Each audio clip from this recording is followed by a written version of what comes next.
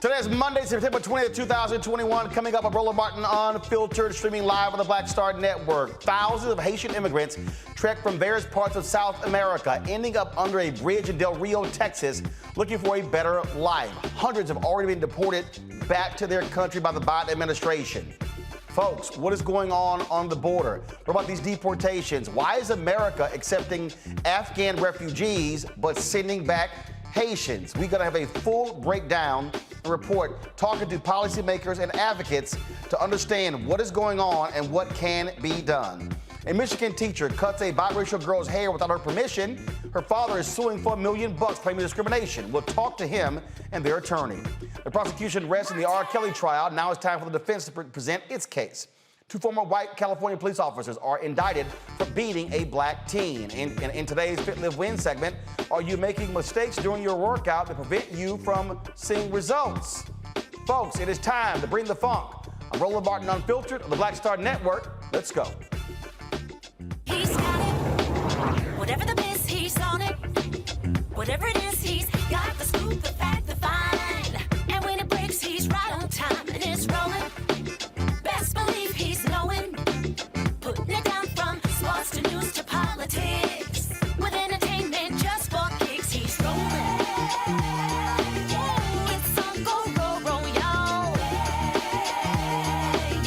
It's Roland Martin, rolling with Roland now. He's funk, he's fresh, he's real, the best, you know he's Roland Martin now.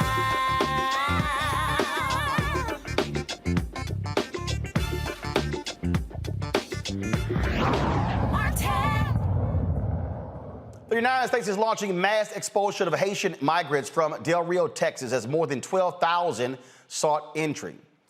DJ Secretary Alejandro Mayorkas said the department is ramping up flights to Haiti and other countries. He held a news conference today in Texas. We in DHS are securing additional transportation to accelerate the pace and increase the capacity of removal flights to Haiti and other destinations in the Western Hemisphere. We are working to increase the capacity of return flights to Haiti and other destinations. We anticipate at least 1 to 3 flights per day. The Biden administration is working with source and transit countries in the region to accept individuals who previously resided in those countries. We are undertaking urgent humanitarian actions with other relevant federal, state, and local partners to reduce crowding and improve conditions for migrants on United States soil.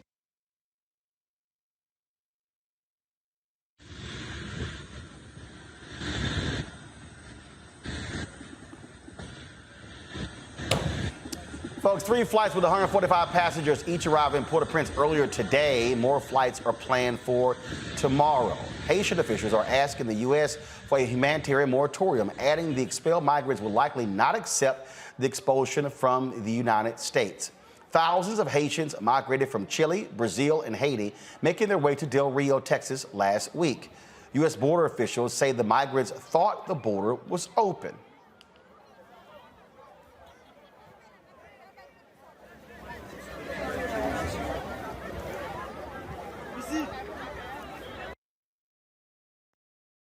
Smugglers continue to recklessly endanger lives of individuals they exploit for their own financial gain.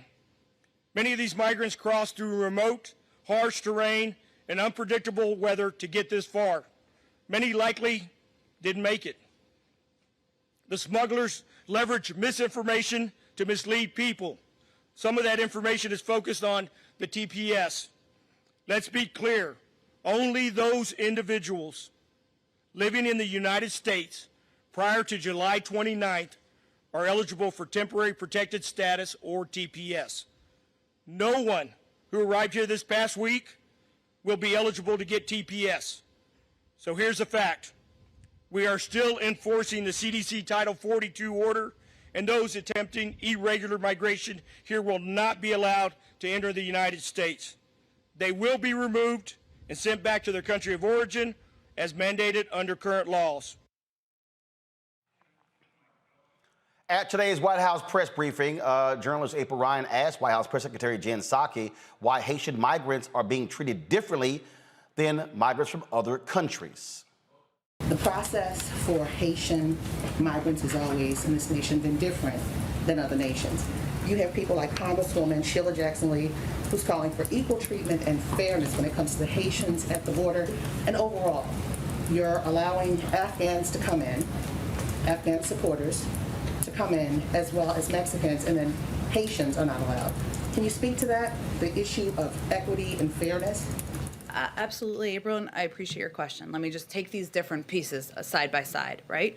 One, our immigration policy is not about one country or discriminating against one country over another. We want to end that and hopefully put an end to what we saw over the last 4 years. Let me start with Afghan allies. Afghans who are arriving in our country are entering in a sanctioned an orderly process that includes vetting and security screenings led by the Departments of State, Defense, and Homeland Security. It's not about one particular country of origin, but we've outlined very specifically in here what those processes look like as individuals who are evacuated go to lily pad countries, go through security vetting before they come to the United States on a range of programs. As it relates to individuals who are coming across the border, wherever they're coming from, whatever country they're coming from, Title 42 remains in place. There are a range of programs that people who are in the country can apply for or may be eligible for, including TPS for Haiti, which is something that we still are continuing to look at and review. The Secretary of State, the Secretary of Homeland Security are constantly assessing circumstances on the ground that would necessitate a TPS designation for any country. And they've obviously made a couple of designations over the course of the last couple of months as it relates to Haiti. And no matter whether it's the people who left, the Haitians that left in 2010 and traveled to South America and now trying to travel here, or the ones who left after this earthquake, either way, what is there for them to go back to when these planes are taking them back? The nation is in unrest. The president was assassinated. There are gangs that people are scared of. Democratic rule is not necessarily in place. The people are calling, particularly those here in this nation, are calling for the elections not to be held, on time because of unrest there. And then you also have the issue of the earthquakes. So what is there to go back to? What are you deporting them back to? Well, April, I will say that our objective and our focus is not only in implementing current immigration policies. We have also been working to provide a range of assistance, working closely with officials from the government as individuals are going back to Haiti, to provide a range of financial assistance, to provide a range of technical assistance. That is ongoing. And we certainly support and want to be good actors in supporting Haiti during a very difficult time, as you noted, with a government that is still working to get back to a point of stability with recovery from an earthquake. And that's why we have a range of programs, options, as well as financial support in place. Psaki was also asked about the treatment of the Haitians after a video and photos showing several Texas border agents on horses swinging whips. There are photographs and reports of border agents on horseback using what appear to be whips on Haitian migrants. Does the administration view that as an appropriate tactic? Can you speak to that? There are people who are upset about it. Yeah, understandably so. I've seen some of the footage. I don't have the full context. I can't imagine what context would make that appropriate, but I don't have additional details. And certainly, I don't have additional context. April, I don't think anyone seeing that footage would think it was acceptable or appropriate. And the DHS said it will be, said Saturday that federal agencies will be partnering with the Haitian government to provide assistance to the returnees. Can you elaborate on what that assistance will entail exactly? You mean to the people who are returning to Haiti? Yes, we've been in close contact with the government about when people return, what that looks like. Let me get you some more additional details about what that looks like when they get on the ground. Go ahead, Yamiche. Thanks so much, Jen. I want to follow up on the question about Haitians and it's specifically these photos that are surfacing on Border Patrol agents seemingly using whips. I know you said that there's no context that it would be seen as inappropriate, so the question really is, why would this be happening under the Biden administration? Is this going to stop? What would I wonder sort of what are going to be the consequences if what we're seeing is what we're seeing? I mean, Yamiche, it's all good questions. We just saw this footage. It's horrible to watch. I just have to get more information on it. Again, April, I don't have more information on it. I've also seen the video. I can't imagine what the scenario is where that would be appropriate. I'm certainly not suggesting that, but we've just seen the footage earlier this morning. I know you said that you're still assessing it, but just to add, if this is what we see, is it the president's stance or the White House's stance that whoever these border agents are using what seems to be whips on migrants, that they would be fired or at least never be able to do that again? Of course they should never be able to do it again. I don't know what the circumstances would be. It's obviously horrific, the footage. I don't have any more information on it, so let me venture to do that, and we'll see if there's more to convey. Karen, go ahead. I think, April, I absolutely understand your question. I think I've been very clear about how horrific the footage is. I don't have more information. As a U.S. official, I have a responsibility to get more context and information. Just to know, I also emailed the White House today wanting to know specifically about the use of those whips. Have not gotten a response. We also, yesterday and today, asked the White House to send an official onto this show to explain what is going on. They did not make anyone available. Several Congressional Black Caucus members have spoken about the crisis in Texas. Representative Joyce Beatty, who is the chair of the Congressional Black Caucus, released this statement. I want to express my concern regarding reports of an urgent humanitarian crisis for tens of thousands of displaced Haitians at our southern border. I want to be clear that we are a nation of humanity and rule of law. My heart aches for the people of Haiti who are currently experiencing unimaginable political and economic upheaval. As we address the current surge of Haitian people, it is critical that we approach the situation focused on fairness and the safety of all involved. I will continue to fight to see that refugees are welcome in America, regardless of race or country of origin. I have contacted Secretary of Homeland Security Alejandro Mayorkas to request that he immediately assess the situation and ensure that humanitarian assistance, including lavatory facilities, food and water, is being provided to those being processed, especially children. I further requested that he provide a comprehensive briefing to the Congressional Black Caucus on the status of Haitian migrants and on whether alternatives exist for their relocation.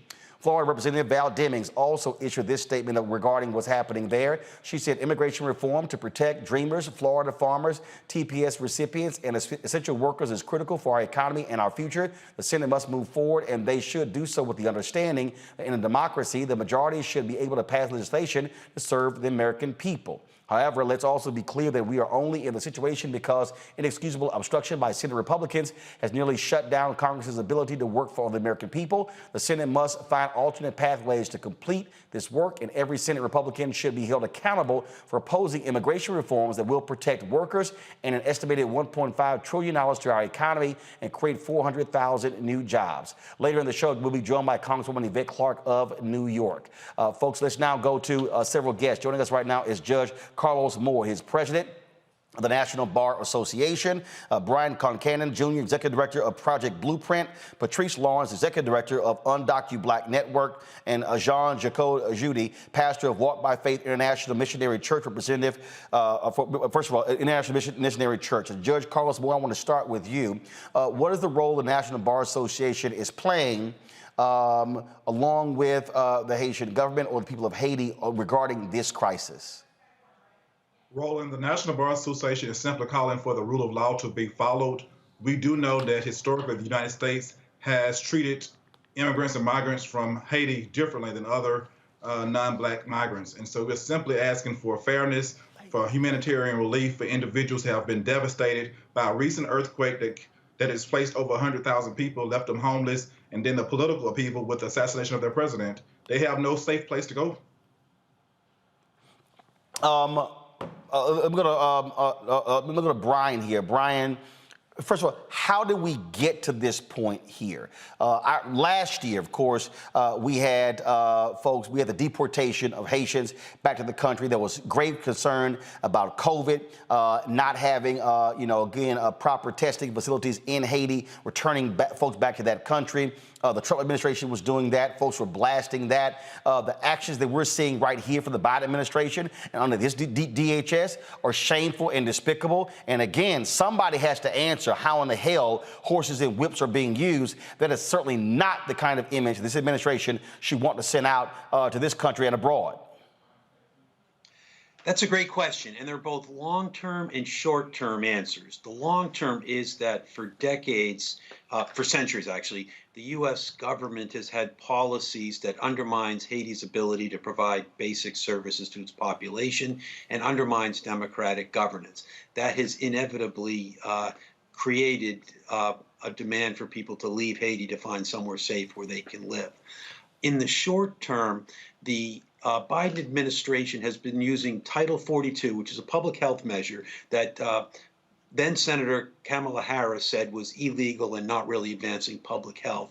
They've been using Title 42 to expel people, especially people of color, including Haitians, from the U.S. That policy is illegal. Last Thursday, a judge ordered it. A judge determined it was so, and it's applied in a discriminatory way. And although it is less spectacularly racist than the whips and the horses, it still is racist, and it's led to 850,000 people being sent back to difficult and dangerous situations. Patrice, this Haitian policy that the United States has had really has been in place since President Jimmy Carter. And people have complained for decades. You had Cubans coming to the United States, getting asylum, Haitians being returned. And there really has never been a good explanation as to what's the difference between Cuba and Haiti, other than Cuba is led by a communist regime.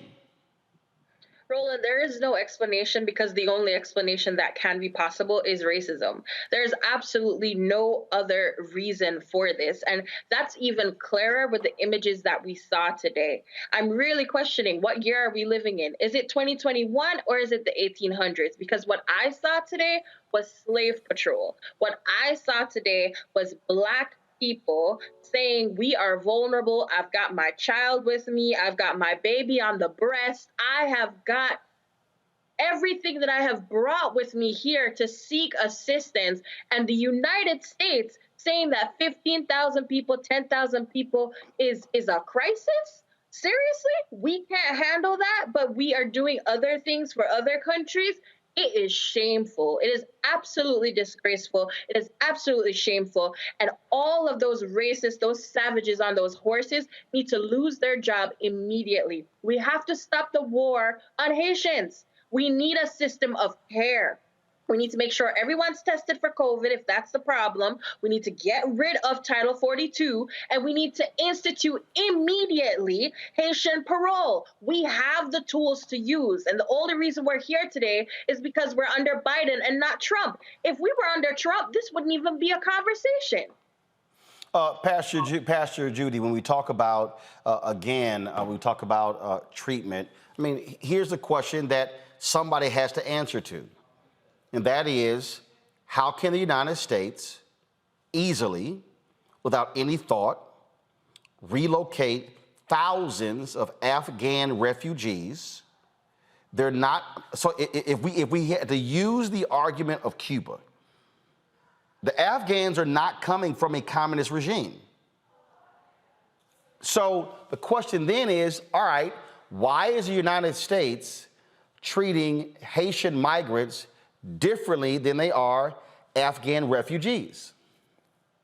It's a good question. It's sadly that we're witnessing what's going on under Biden. What I see that happening here in El Paso, Texas, is that the government, the current government, is let themselves being bullied by Abbott, the governor of Texas, and in that there is a knee-jerk reaction from the administration, and that reaction gonna cause more problems for the people that been already about 7,000 that I know that been already in Haiti, and Haiti is not equipped to receive them.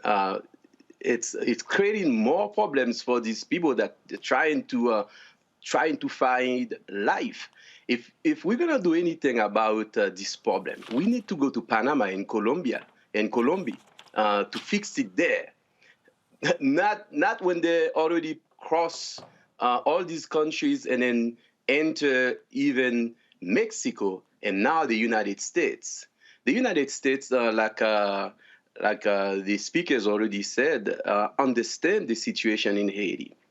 Haiti being ruled by bad politicians for decades. Like Brian and George Carlos was saying, it's bad governance that happening, international bad policy over decades, allowing puppets, allowing corrupt people to govern in Haiti over the last decades, and now we're doing a knee-jerk reaction to respond to this because Republicans who are already against us, against migrants, Republicans bullying, talk about it and so forth, and now the Haitian people are gonna suffer more and more. You're there in El Paso. Are you and your church members, are y'all corresponding with officials there? Are you offering any assistance? Have you actually been on the ground to assess what is going on here? Have y'all even tried to provide any sort of assistance, food, water, anything like that? So El Paso is 85% Hispanic and 3% African Americans, and then we have these 300 Haitians here in El Paso. The majority of the Haitians here in El Paso, not migrants, part of the military. I'm a retired captain from the United States Army. And the rest, it's like 60 families, Haitians, they're all military. So they cannot speak about the current situation. So I speak.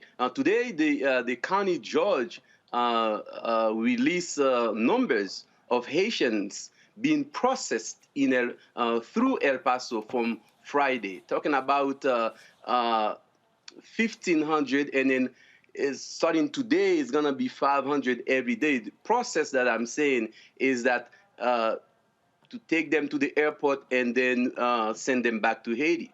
This process will not work. This process, like I said again, is gonna cause more chaos in the life of the people in Haiti. The people here in El Paso, I'm one of the black churches here in El Paso that I need to appeal to the black community. I cannot sugarcoat it. We are a minority within a minority, and the black churches here in El Paso know that they have not responded effectively to face this issue with me. Within the last 5 months, I've been receiving migrants, black migrants, black people here in El Paso. They know the stereotype in this city, and they have not come to address these issues to make sure that when a black migrant depart. So now, something very quick I'm going to explain you. When a migrant they finally get released from the so-called detention center that ICE and CBP operate here in El Paso, when they got released literally with the prison outfit and then the GPS monitoring system. And then they let them go through the airport and then to the planes just like that. That's not right. This is inhuman. This is un-American. We should never do that to people. We should never do that to them. Not because they're black. How we call in everybody saying, let's get the Afghans, put them in the military base. By the way, I'm here in Fort Bliss. You probably heard of Fort Bliss, Texas. We're here in this base where they put a lot of migrants. The people say, bring them. They say to bring them. And then now, in about 1 month, you do that to Haitians, you do that to Haiti.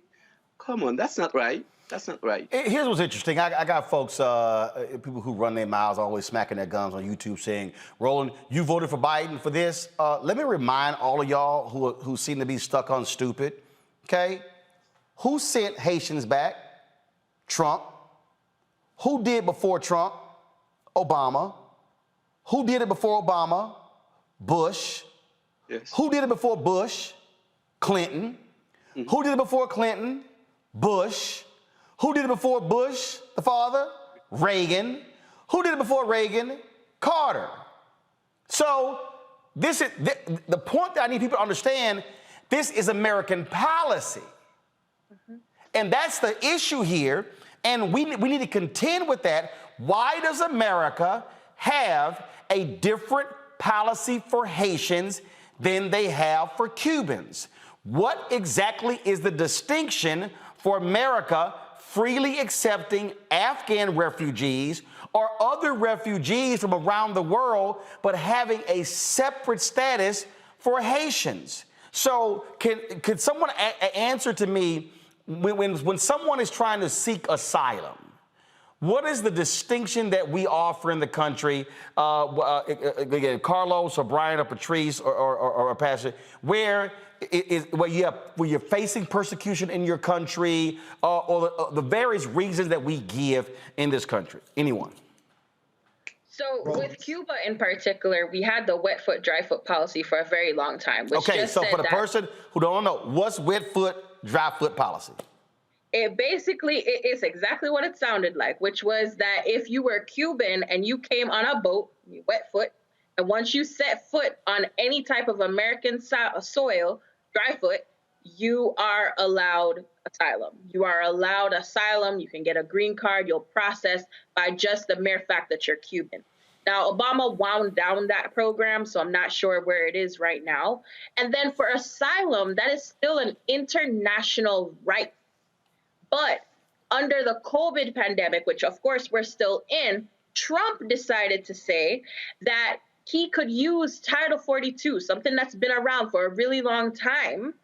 He could use Title 42 to deny migrants at the border. And at that time, as you rightfully say, Kamala Harris, Vice President, was one of the lead people who came out talking about how inhumane that was. And yet, under Biden, they are touting that same rule. So it's as if Trump is terrible, but his policies are not. Look at these images. These images that we are seeing are preventable. America has the money, the resources. They recruited overnight 400 civilians, supposedly, to go down to the border to facilitate with deportation. Why? Because they're at war with these individuals. They're at war with Black people. Black people do not deserve our care or our compassion, and they are not trying to actually make anything better. The other thing that we're not talking about, since you care so much about COVID, wear your masks. And why aren't you giving care to people? Are you testing every single person before they get on that plane? What are you giving them when they actually get to Haiti? And are you caring about whether or not they are themselves going to get sick when they land there? They don't care. They don't care. Haiti has nothing else to offer the United States government at this time. And that's just the end of it. If Haiti had what America wanted, they would do something about it. But at this point in time, Haiti doesn't have what America wants. And so we are going to treat people as if they are dirt. Worse than dirt, worse than dogs. The dogs would have been taken better care of. We see the way Americans treat their dogs. These people are being treated worse than dogs. I'm so sorry. I'm so angry today, extremely angry today, because this should not be happening. And Mayorkas is a hypocrite. Biden is a hypocrite. And so is Kamala Harris to allow this to happen. Also, a last thing, where did they get whips from? I really want a full investigation into CBP, because this is unearthing and shedding a lot of light. Whips and horses? That's what we do? That's what we do to people who are vulnerable? Do you see any Haitians there with guns, with knives, with anything? No, you see them with the clothes on their back and the babies in their arm. Why are you whipping them? Why are you not offering care? Organizations are willing and able. They all know someone here in the United States who can sponsor them. They've got family members. This is cruelty. It's evil. Brian, go ahead. I think one answer to your question was answered by Frederick Douglass back in 1893, who was U.S. ambassador to Haiti. And he said that we were punishing Haiti because Haitians were black and they dared to be free.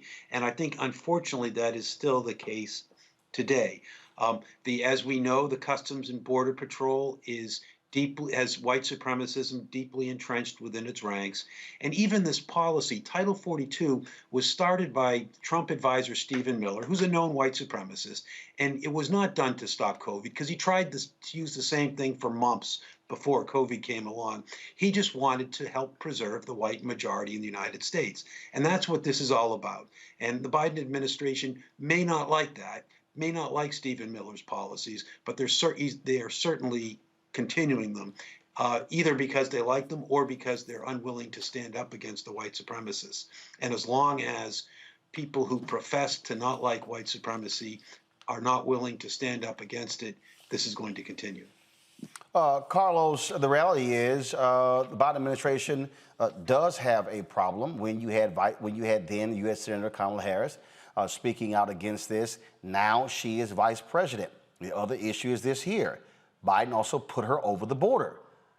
So the question now is, again, so this is happening. We heard from the DHS secretary today, have not heard from Harris, have not heard from Biden. We heard from the press secretary, Jen Psaki, just so people understand. And look, this is probably also very personal to Karine Jean St. Pierre, who was the deputy press secretary, because she's Haitian.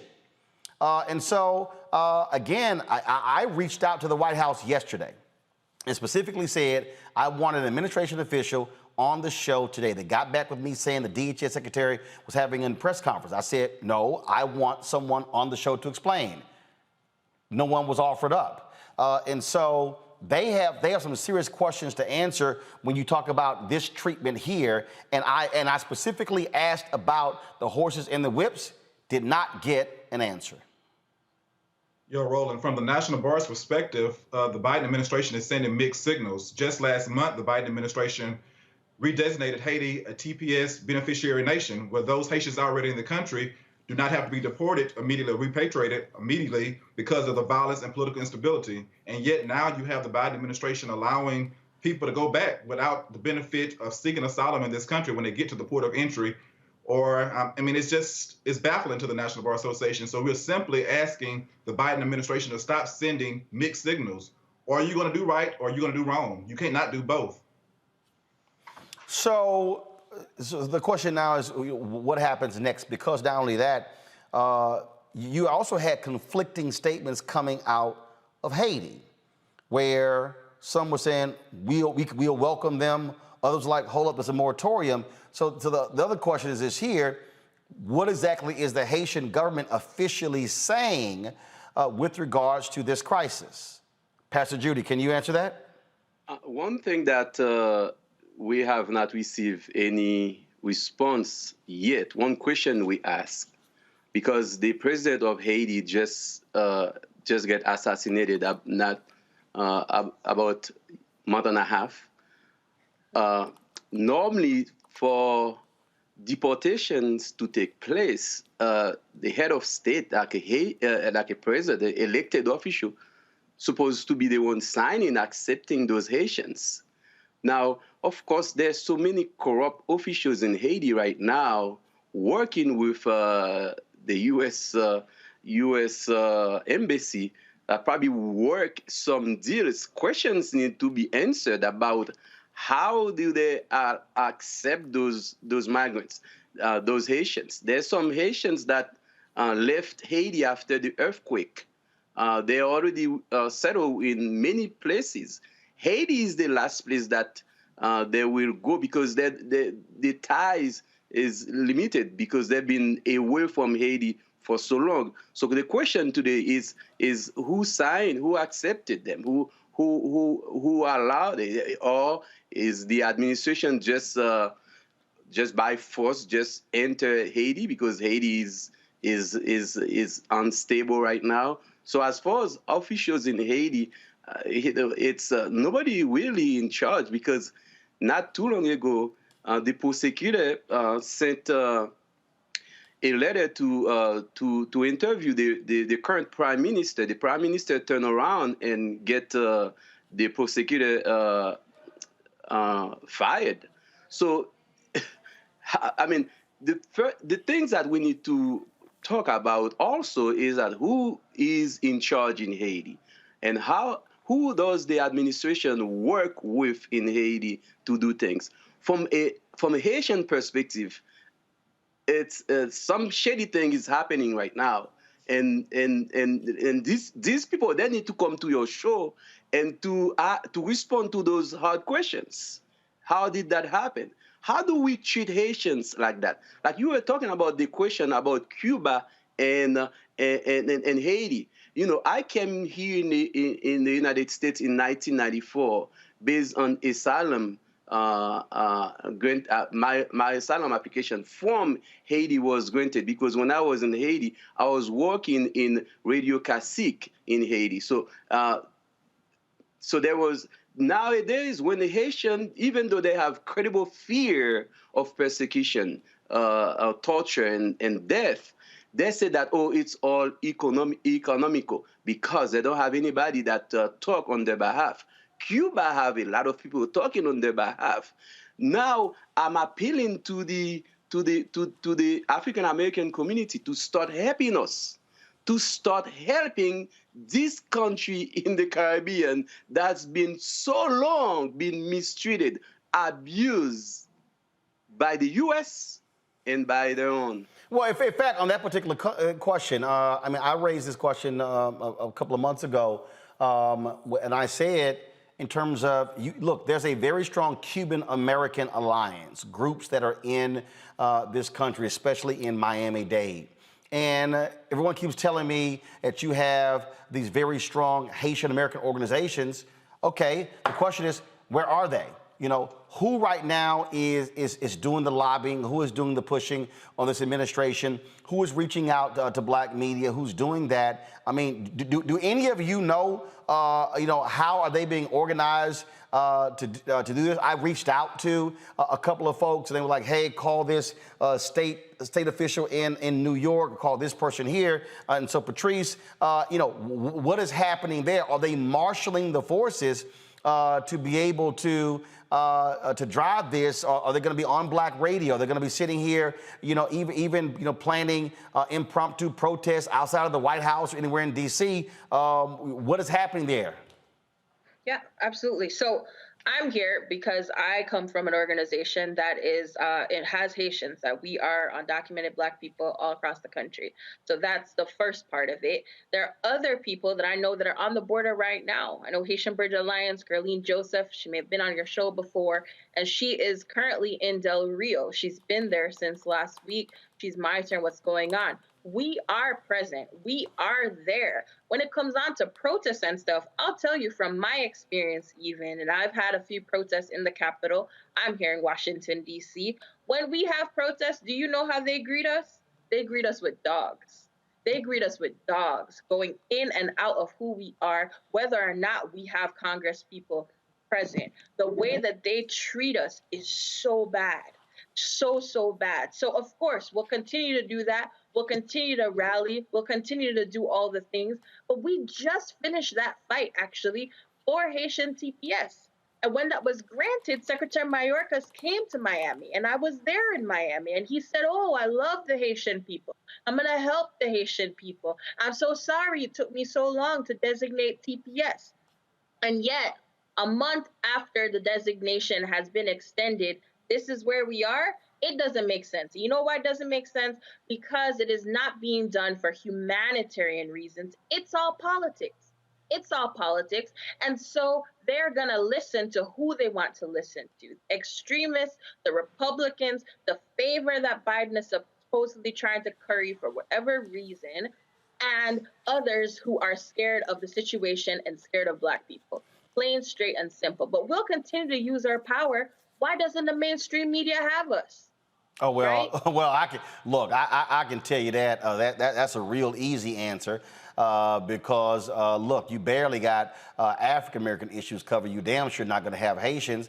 But what you also have is you have folks who are much more willing to cover what happens with Cuban Americans than what happens with Haitian Americans. Brian, you, of course, you founded the Institute for Justice and Democracy in Haiti, was that executive director for 15 years. Unpack this, please. Unpack this for me. In terms of, you have, obviously, you got CBC members who are very much involved. Who are the white congressional or U.S. Senate allies for Haiti? There's been some, and it's growing. You know, one thing that was really exciting to of us, among the disappointment that we had this spring with the Biden administration, was the fact that the House Foreign Affairs Committee has been taking a very strong stance against our administration's support for a brutal regime in Haiti. That was led by Gregory Meeks, obviously a CBC member. But one of the exciting things was almost every member of his committee, both black and white and Hispanics and others, were supportive of that. Mostly Haiti work has been led by the CBC, traditionally John Conyers for a long time, Maxine Waters, Barbara Lee, lots of CBC stalwarts.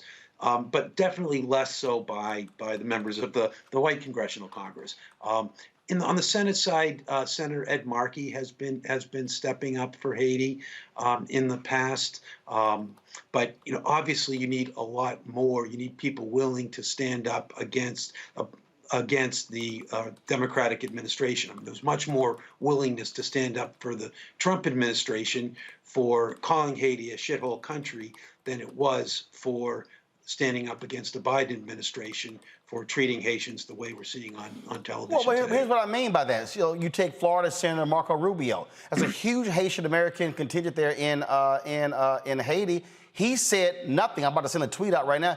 He said nothing. I'm on his Twitter feed right now. He said nothing about what's happening with the Haitians there. Yeah. And I think that's been the position of most members of Congress, Republican or Democrat.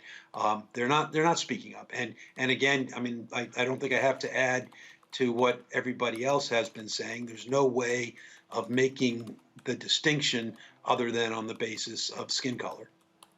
Carlos, what's next? What's next? We hope to get down to the border as president of the National Bar, the black lawyers and judges in this country, and see for ourselves what's going on and assist with the Haitian Bridge Alliance to offer humanitarian assistance, offer legal assistance, pro bono assistance to those individuals. They are entitled to a court hearing.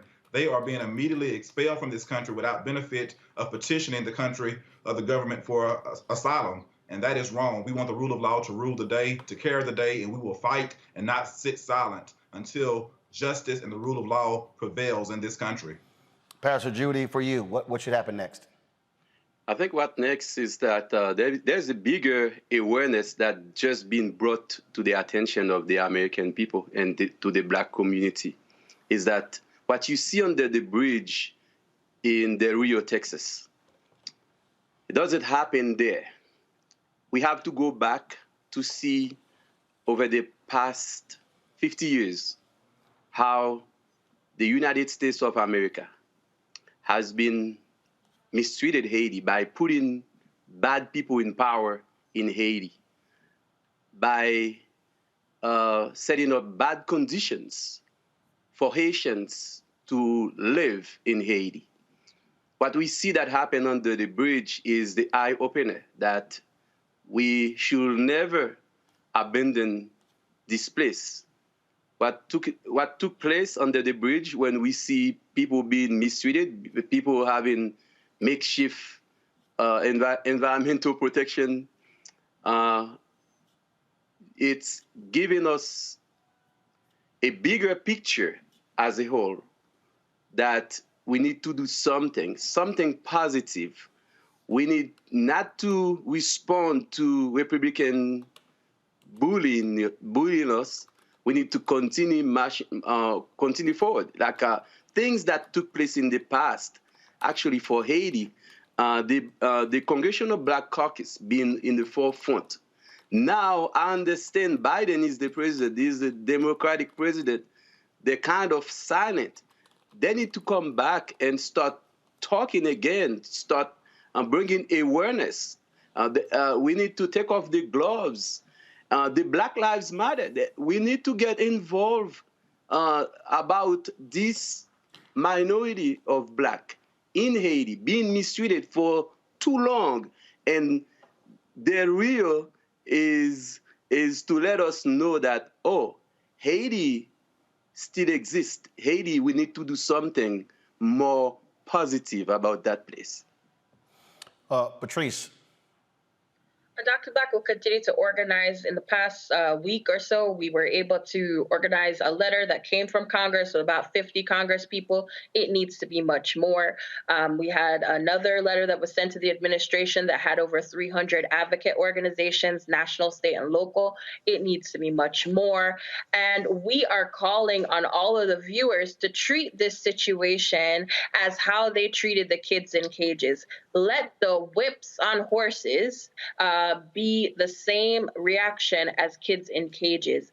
And we're going to call for more people to do that and for Biden to institute humanitarian parole for Haitians immediately and end Title 42. There should not be a flight tomorrow after what we witnessed today.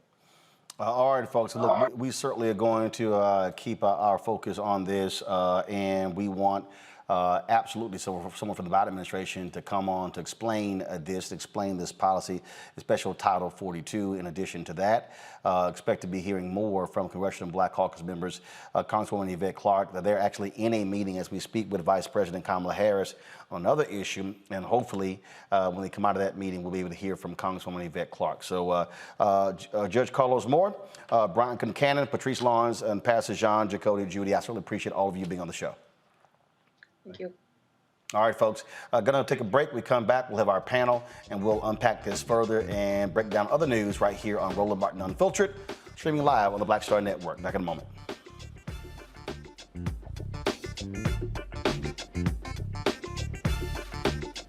I believe that people our age have lost the ability to focus the discipline on the art of organizing. The challenges, there's so many of them and they're complex. And we need to be moving to address them. But I'm able to say, watch out, Tiffany. I know this road. That is so freaking dope.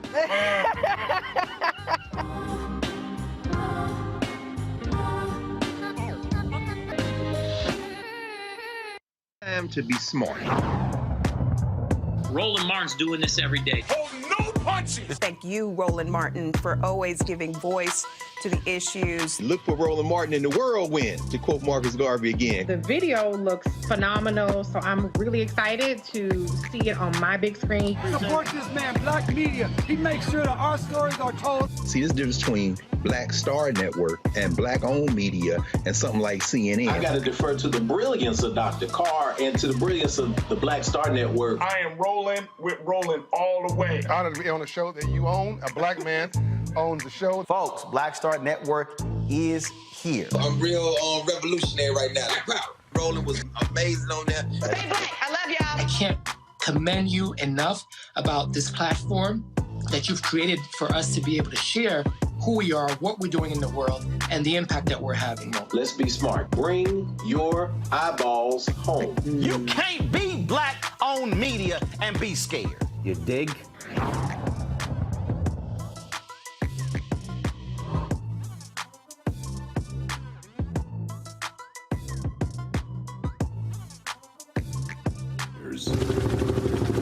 America lost 58,200 soldiers in Vietnam.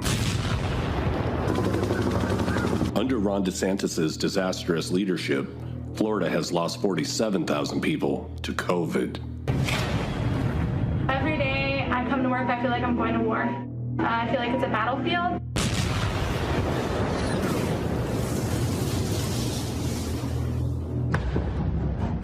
Governor Ron DeSantis has been downplaying the severity of COVID in Florida. I mean, it may go up a little, but it is not surging.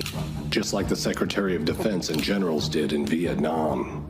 We will prevail in Vietnam over the communist aggressor. Now they're accusing you of creating, quote, an artificial decline in deaths and misleading the public about the surge coming to an end. What is your take on all this? So first of all, it's just a totally false partisan narrative. Comments on civilian casualties have been used in the United States for political purposes and have been greatly exaggerated.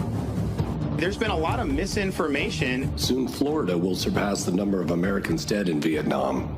The fact is, we're no longer in a state of emergency. ICUs, most cases are just overflowing at this point. Governor Ron DeSantis has said that hospitals have it under control. ICU nurses are at their breaking point. In my whole nursing career, I've never seen anything like it. The war in Vietnam is going well, and we will succeed. Robert McNamara, Secretary of Defense. 40 to 50 ambulances in the county have to wait an hour or more to offload their patients because there aren't enough beds. 1,200 dead of COVID yesterday in Florida. That's not the total for a week or a month, but one single day. More people are dying now than ever before during the pandemic. So you're going to give a speech, or are you going to ask a question? Refrigerated trailers are in place at several hospitals to expand hospital morgue capacity. Ron DeSantis' disastrous leadership has turned Florida into its own Vietnam. Yet we were wrong. I believe we were terribly wrong.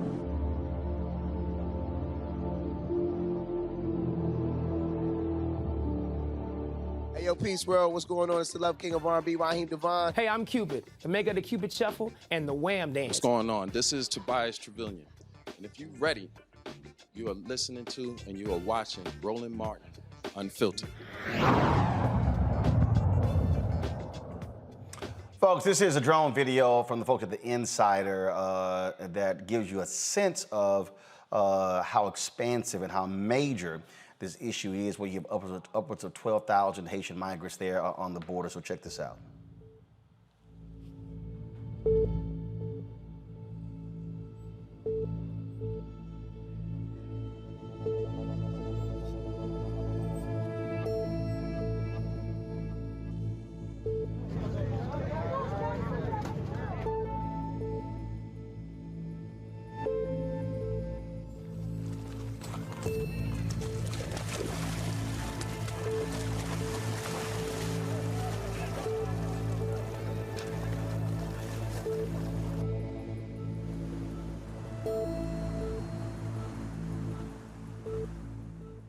Estamos pasando súper mal, la familia le manda plata a nosotros y nosotros no podemos comer, tenemos niños y sin pañales, mira.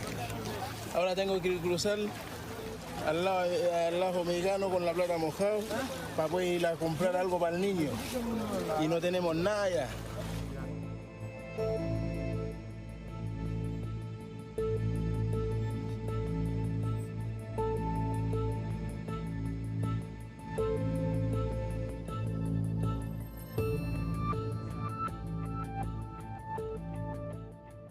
Se eu deportado agora, eu vou morrer. Haiti não tem segurança.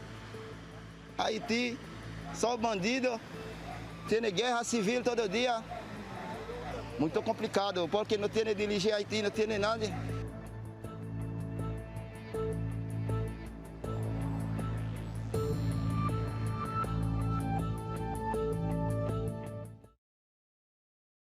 Again, is quite devastating there. I was bringing my panel right now, Caleb Bethea, Communications Strategist, Johan LeBlanc, National Security and Foreign Affairs Analyst, Dr. Omakongo Dibinga, Professorial Lecturer, School of International Service, American University. Glad to have all of you here. Johan, I'll start with you. Your assessment of how significant and serious this issue is, and what must the Biden administration do to deal with, obviously, these shameful images? Absolutely, Roland. I think that, one, we need to look at the rule of law and see what it says, right? And as we know, for asylum, these folks are obviously at the border because they're seeking refuge. So I believe that they should be allowed, be afforded the opportunity to engage in a critical fear interview and for the administration to ascertain whether or not they are eligible for asylum, to apply for asylum, and so forth. So I think that the rule of law needs to be applied here, like it has been applied, like it's always applied with other immigrants that are not black and brown, right? And also I think that the Biden administration needs to certainly treat those migrants with dignity. And I understand if you're going to repatriate them, while I do believe that their rights are fundamentally being violated under international law and even some of the domestic laws here in America under the Immigration Naturalization Code, but at the very minimum, the administration must treat these migrants with dignity. For example, one woman who was sent back to Haiti, she was repatriated back to Haiti. She said, you know, I don't mind that they sent me back to the country where I'm from. That's not the problem. But the Biden administration should have treated me like a human. And I think for all of us, whoever you are watching these images, we should all feel uncomfortable because we put Biden in office. I myself voted for President Biden because Biden told us that he was going to restore America's dignity. And right now, that's not what he's doing. He has continued with Trump's failed policies as it relates to the treatment of immigrants, in particular, Black immigrants. So the Biden administration needs to comply with the rule of law and treat those migrants with dignity. Congo, this obviously, you have an administration that is under intense pressure from the right wing. Let me just give you a sense of why I'm saying that. So go back to my computer, please. So if I scroll down, I just click videos. If you look at, a lot of the folks who are reporting on this, what you're seeing is yes, Sky News, you're seeing CNN, but guess what, Democracy Now! But also you're seeing Breitbart, Daily Caller, a lot of these right-wing websites. And so what's happening here is that the right wing has been putting massive pressure on President Biden over the issue what's happening on the border because they have been making this a political wedge issue. And so there's even, you see this, just so y'all understand what's going on here, I'm going to play this. I'm not going to play a lot of it, but here you got Senator Ted Cruz, Cuban immigrant, okay, dropping this video that Breitbart pushed out. Cruz blames Biden for inhumane Texas migrant camp. They're pimping what's happening here with the Haitians. That's what the right is doing here. And so when you go to Twitter, you look at who's pushing out the videos, right here, Daily Caller. There's a reason why the right is doing it. They don't give a damn about Haiti. Yeah, absolutely right. Absolutely right. And they're going to push any single narrative that they can to act like they care about us. And yes, we can talk about how Biden can't win for losing when it comes to this because he's going to get hit from all sides. But we need to focus like you just did for this last hour on the side that we're on and hitting them. Because as the last panelist said of the last segment, those flights need to stop tomorrow. All these Breitbart and all these guys, they're going to take every single thing that they can. But we need to keep this activism going. We're talking about freaking whips, Roland. Whips, man. It's like 1821 or 2021. Biden has all of this talk about restoring dignity and the like, but his policies, whether we're talking about Iran, Cuba, Canada, and now this is continuing what Trump did. And we put these people in office right now, and really at the end of the day, Ted Cruz and all of these guys, they can go and sit themselves down somewhere. We got to continue to fight for our people on this border. Like the pastor said, where the churches, just where are we right now, Roland, right? And nobody's giving it the type of attention that you're giving it right now. And so we need to keep the fight up. Biden, Harris, who's supposed to be on the border handling this stuff, these are our people, man, and they're being treated like animals. I've never seen this on the border, whether we're talking about the kids in cages, whether we're talking about Cuba, whether we're talking about Mexico, none of this. And you're sending people back. One story, you're sending these guys back to Haiti, and I appreciate what our sister was saying about didn't mind being sent home, but we also have people who do mind being sent home. One brother said he was 12 the last time he was in Cuba 10 years ago. And he's like, they just dropped me off, and I don't know where I'm going to sleep tonight. You put them on a plane, don't tell them where they're going, and you put them, as the pastor was saying, still in their detention garb. This is not the United States of America. This is the United States of inhumanity, and we cannot stand for this.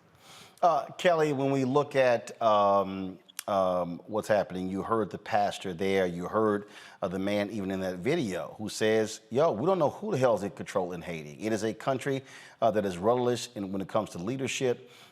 You have the investigation, the assassination of the president. You have folks saying that the prime minister was involved. I mean, you have all sorts of different things there. And so you heard that man say it's civil war. It's thugs and gangs being in control. Folks are afraid of their lives. It's utter chaos. It is utter chaos. But what's even more chaotic to me is the fact, well, not even chaotic, but it's just incredibly hypocritical of the United States to be treating Haitians this way. But like I've said on your program before, I don't even know if the United States can truly help Haiti the way it needs to be helped, because they don't truly understand freedom. Haiti is free. We are not, because we still treat our own citizens as though there is a caste system here. We still treat Black people like second-class citizens here. So the treatment of Haitians and other minorities at the border, other nationalities at the border, isn't surprising to me, but it is incredibly disappointing, especially when we see literally a flashback to 1821, such as our previous panelist said, with the horses and the whips. And for me, it just does not compute how we still have this performative allyship when it comes to minorities and Black people. America cannot afford to do any more performative allyship. We cannot afford to do any more just surface level humanitarian help. You being there with cameras is not helping the issue. I saw on CNN today, they had a live footage of people bathing in some type of body of water. I couldn't tell if it was a river or not, but it was uncensored. And by that, I mean, there was literally a naked, tender-age child on CNN without censored. So for me, going back to the fact that they are not treating these people with dignity, and how we are not treating Haitians the way we would treat the Afghans that we literally just risked 12 American lives to get over here, and even more so. The fact that we are taking away their dignity and compromising our integrity as the United States is just appalling to me. So again, we cannot afford any more performative allyship. We cannot afford to keep going like this. It is clear that those men on horses had that equipment for a while. It said the United States on it. They're backed by the United States. So the shocking fact is that it was a picture, not the fact that it's happening. So the Biden administration, this is on you. Yeah, I mean, look, the reality is, you can't say Trump, Republicans. No, Biden, Harris, they are now in control. They control the levers of government.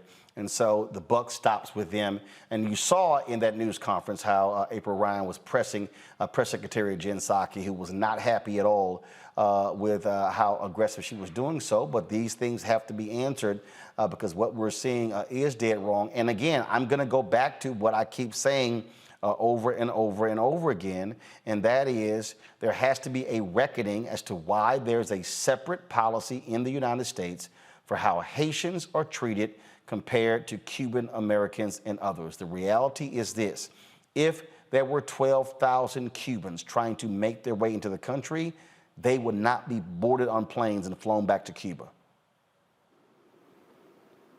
Simple as that.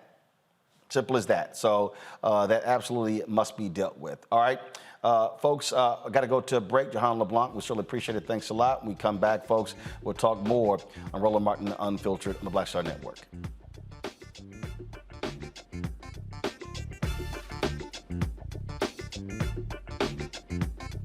George Floyd's death hopefully put another nail in the coffin of racism. You talk about awakening America. It led to a historic summer of protest.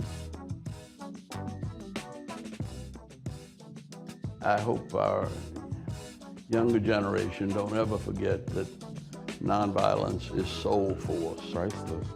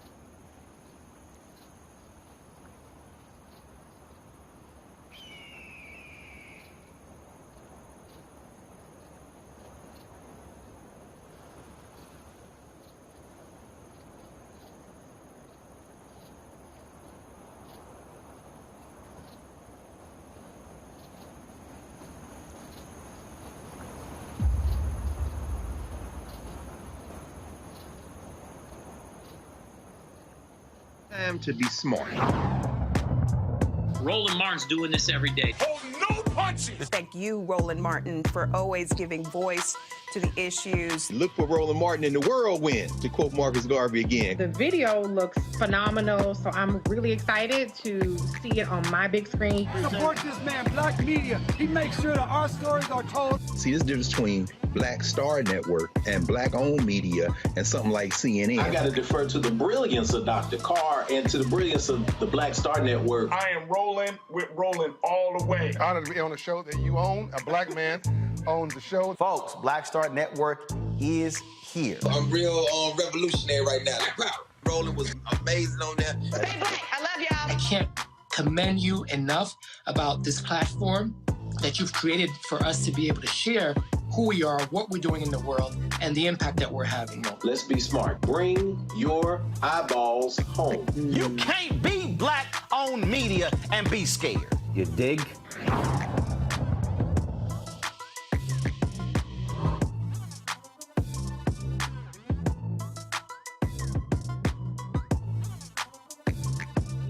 I'm Bishop TDJ. Hi, y'all doing? It's your favorite funny girl, Amanda Seals. Hi, I'm Anthony Brown from Anthony Brown and Group Therapy. What up, Lana Well, and you are watching Roland Martin Unfiltered.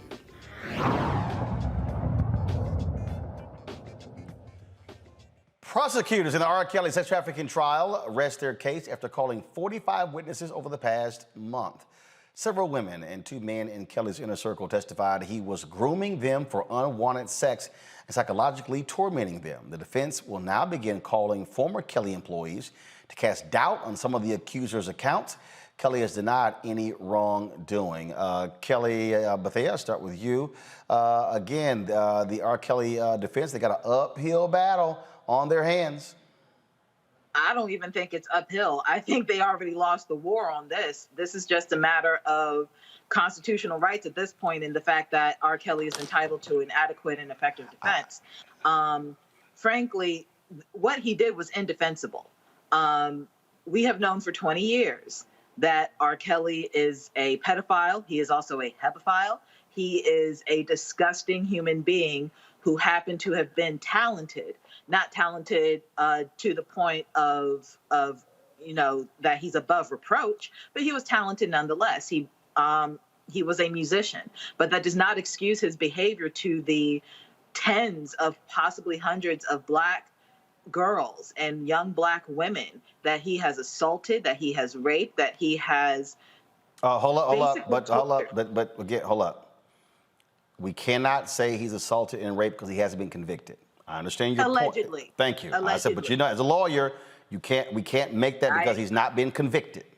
I'm aware. My apologies. Allegedly assaulted, allegedly raped, just indefensible crimes that he has been indicted for.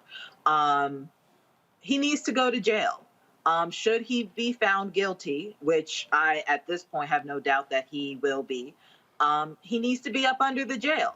This is a man who claimed to be the Pied Piper. He coined himself to be a predator, because that is what a Pied Piper was. That whole folklore of a older man who, by being a musician, was able to lure children away from the safety of their homes so that he could do unspeakable things to them. The fact that he likened himself to that in a favorable light and still thinks that what he allegedly did is okay just shows you that not only the cognitive dissonance, but just how sick this man really is, and how sick, frankly, his followers are, who still think that he's innocent. So again, like you said, we're going to be watching this very closely, but I have a really good feeling that we won't be saying the word allegedly much longer. Makongo? I'm definitely hoping that Kelly is right on that, in terms of we won't be saying allegedly much longer. And I really hope that after this trial is complete, that many of his accomplices will also be brought up on trial, because they engaged in trafficking of children. Last week, you talked about how somebody walked in on him when he was performing oral sex on Aaliyah. I mean, these are things that people knew, and these are things that people saw. The man used to sit outside of high schools looking for girls, and people enabled that. I think it's really important also that we're making sure that these victims are getting the, alleged victims are getting the support that they need as well. Because we all see when people who might be celebrities like a Lupita Nyong'o or people like that come out and condemn people like a Harvey Weinstein for what they did, and they get attacked online and social media. These younger children, they don't have that type of defense. And so if people are knowing who they are, I wouldn't be surprised if people who are still part of R. Kelly's team are engaging in some form of bullying and those types of behavior as well. So we have to make sure that we're doing the work to uplift them as well, because they need the support for their coverage. They were doing this before Me Too ever popped off, right? And so really at the end of the day, we have to make sure we're supporting our young black girls who are now young black women now, and probably a little bit older black women now. And we have to make sure that his entourage and everybody who's involved in this trafficking ring gets punished to this most severe extent of the law if they are found to be guilty. So we certainly will see what happens now that the defense now has their time. All right, folks, so let's go to Michigan, where, crazy story, a Michigan father is suing a school district for cutting his daughter's hair. Biracial, but did it without permission. Jimmy Hoffmeyer filed a $1 million lawsuit against Mount Pleasant Public School for racial discrimination, ethnic intimidation, intentional infliction of emotional distress, and assault and battery. Hoffmeyer claims the school violated his daughter's rights after having their hair cut on 2 separate occasions while his daughter, Journey, was at school. Joining us right now is Jimmy Hoffmeyer, as well as attorney Chandrika Simmons and Christina Laster, Director of Policy and Legislation, National Parents Union. Glad to have you here. Jimmy, first of all, why in the hell are they cutting their hair? Like, what was the rationale given? They said it was because my 7-year-old daughter, asked for it to be done. Okay, hold on. They're claiming that your daughter asked for her hair to be cut. Yep. But so what? Is there a salon or a barbershop in the school? No, there isn't actually. So first of all, who cut her hair? First time it was a 7-year-old little girl that was in class with her, and her name was Amaya, I guess. That was on March 24th. And March 26th, it was done by her library teacher and approved by her her first grade main teacher as well. Okay, so I mean, obviously, look, in schools, kids do all kind of stuff. And so having another classmate clip your hair, I mean, I get that. But a teacher actually went ahead and at no point did that teacher say, sorry, Journey, I can't cut your hair. You're going to have to actually talk to your parents? And no one talked to you? She actually addressed my daughter, actually. And, yeah, I'd never got an email, a call. I had to call them to figure out what happened to my daughter's hair. Chandrika, explain this, because does the district actually have a policy? No. Go the ahead. district does not have a policy of educators turning into barbers and cosmetologists for the day. So this library teacher gets permission. Who the hell gave him permission? No one gave them permission. And from the evidence that we've gathered from them thus far, they have every mechanism in place to be able to contact a parent regarding any underlying issue that they may have regarding a student. And in this case, they chose not to contact Mr. Hoffmeyer and to just unilaterally decide that this was best for his daughter. Even though Mr. Hoffmeyer had already taken his daughter to a hair salon after the child on the bus cut her hair to shape it up and make it look presentable, they cut this child hair after she had visited at a hair salon. So I'm just trying, I mean, the thing that really just jumps out at me here, Jimmy, is, okay, what was the response from the principal, from the school district? The response from the there really wasn't a good response. They just asked how they could just make it go away, pretty much is all they said. And from the get-go, they told me that they were going to end up with letters in their progress reports, and that's what the end result was of their third-party investigation, who never spoke to me or my daughter or her counselor or anything. I want to bring in Christina Laster, of course, with the National Parents Union. Christina, the reason this is significant because this is not the first story we've told. We've had black folks fighting hair battles. We've, of course, been covering the Crown Act, its passage in different parts of the country for the past year or so. And the thing that really that jumps out is just this constant desire to cut black kids' hair. Right. And so basically we see that Mount Pleasant would like the public to believe that this is an isolated incident, but we know that it is not. And there is a pattern and a history of hair discrimination, right? And now we're seeing that permeate throughout K-12 schools where children are either forced to comply or assimilate immediately if they're involved in athletics or whatever the case may be. This takes it beyond the norm of asking the student to like cut their own hair to they took that action into their own hands without parental permission or consent. And so this is why it's vital to have accountability mechanisms like the Crown Act that specifically say you cannot do these things and under these certain conditions, because apparently common sense was not so common that day. In terms of what is the next step, first of all, with your lawsuit, Christina? I'm sorry, Chandrika, your next step for the lawsuit? So right now, we filed a lawsuit last week in the Western District. The lawsuit, however, will be moved over to the Eastern District, most likely in a couple of weeks. Once that is moved over, we will serve the defendants with the lawsuit and go from there. What we're seeking is some type of justice, because the response that we received these months that we've been trying to reach a resolution with the school district on this matter is so nonchalant, so not taking accountability for this occurring to this child. And I don't think they understand the underlying issues, that this is a cultural issue and there needs to be a cultural change in the Mount Pleasant school districts. I've been reading comments about this lawsuit since I filed it, and I see that there's a cultural divide as to children of color and their hair versus others in their hair. But I would like to say this. If anyone had a child in public schools and they came back home with their hair cut, they would be livid.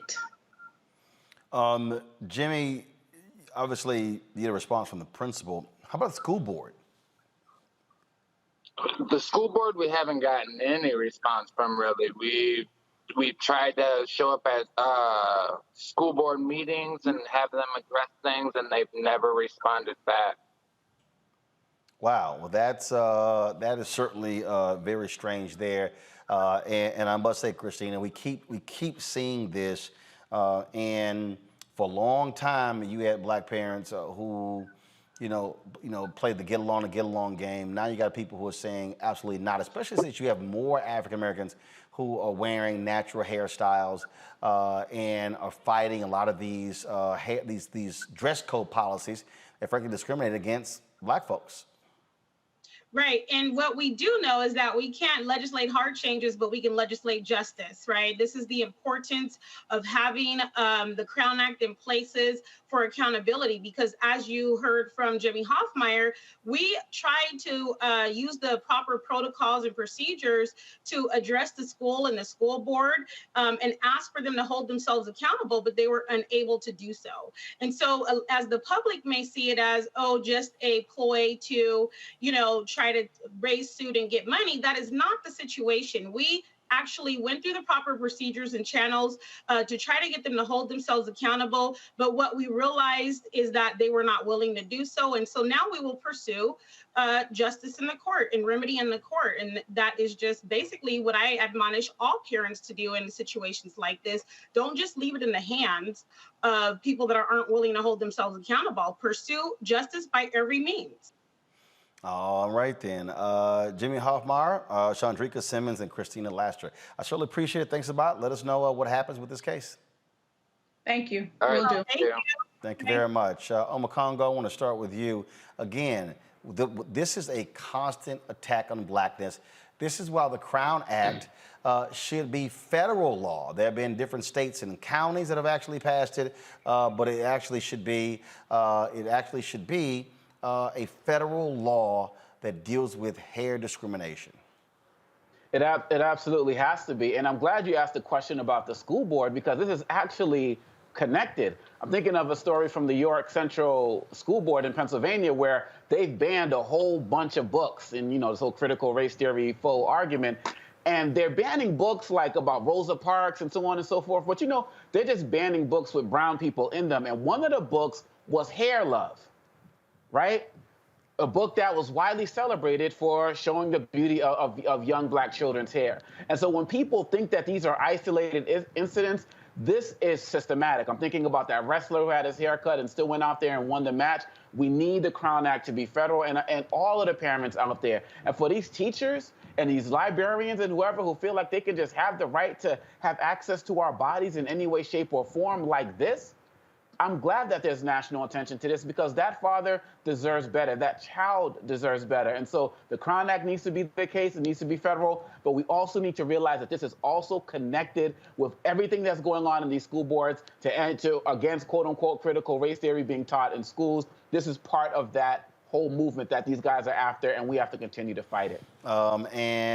Kelly, again, whether it's that wrestler, where they told him, look, I'll cut your hair, are you going to get disqualified? Whether it's the case for the brother in Texas who was say you can't graduate because of your hair violates the Texas dress code. It's just nonsense. All of it's nonsense. And you see how my hair is today. Like, I have come across some discrimination regarding my hair myself, and it always irked my soul, considering how my hair had absolutely nothing to do with my intelligence. It had absolutely nothing to do with my skill set in that job or that meeting or that, that event.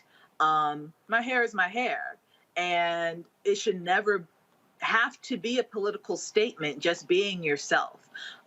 So I personally commend the father in this situation, because he is a lot calmer than I could ever be. But granted, this happened back in March, so maybe the acute anger has subsided.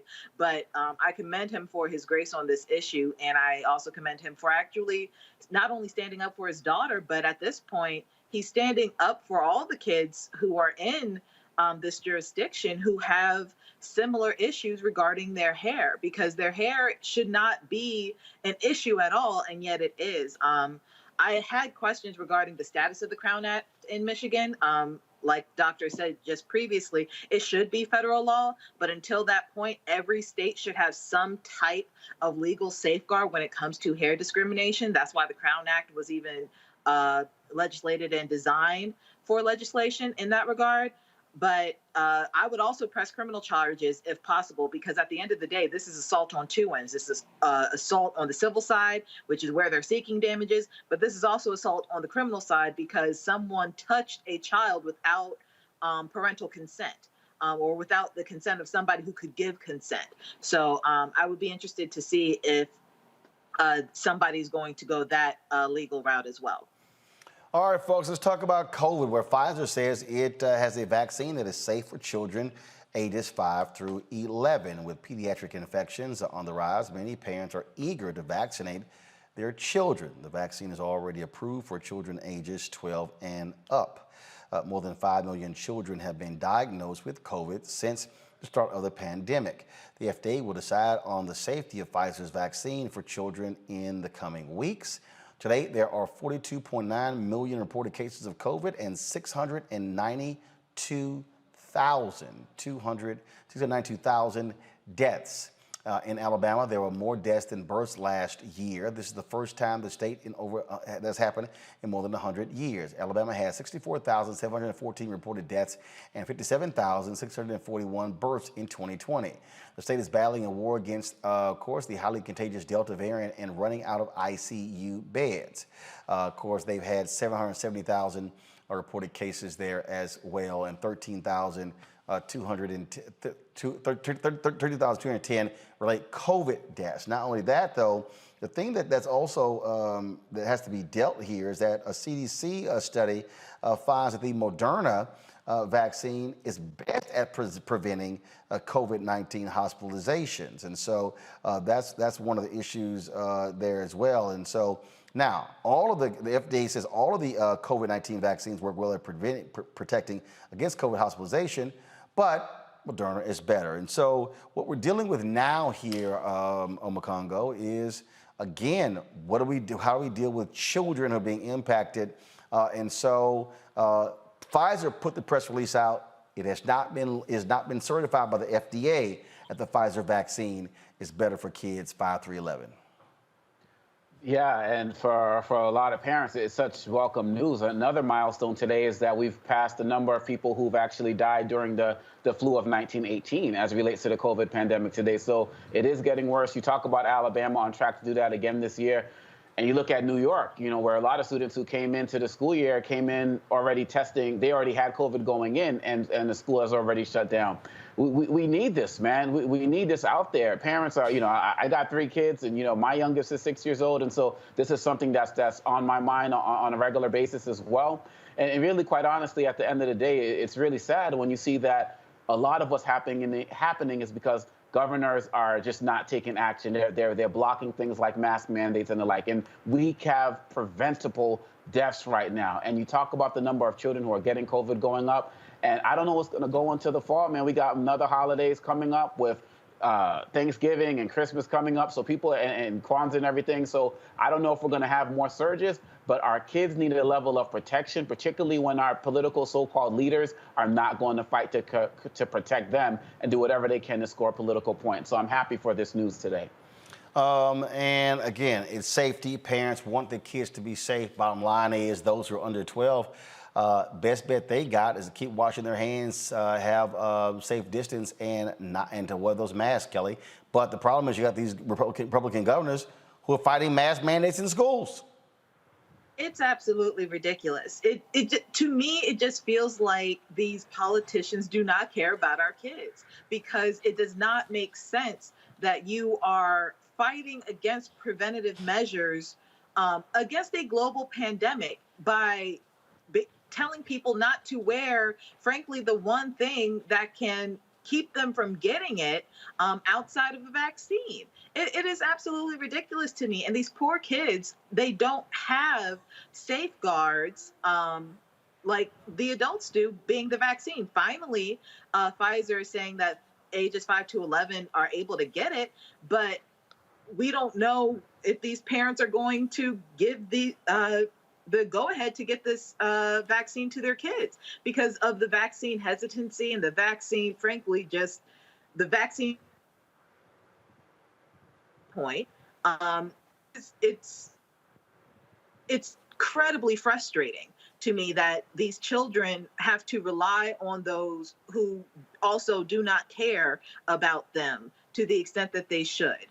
If you are a parent who has a tender age child in this age group, please get them vaccinated, because that is the only way we can actually achieve herd immunity. That is the only way we can get a semblance of normalcy back in this country and, you know, in general, the world. But getting a vaccine, just one more vaccine outside of the other immunizations that your child probably already has to be in public school, you know, just get them vaccinated. Just get them vaccinated.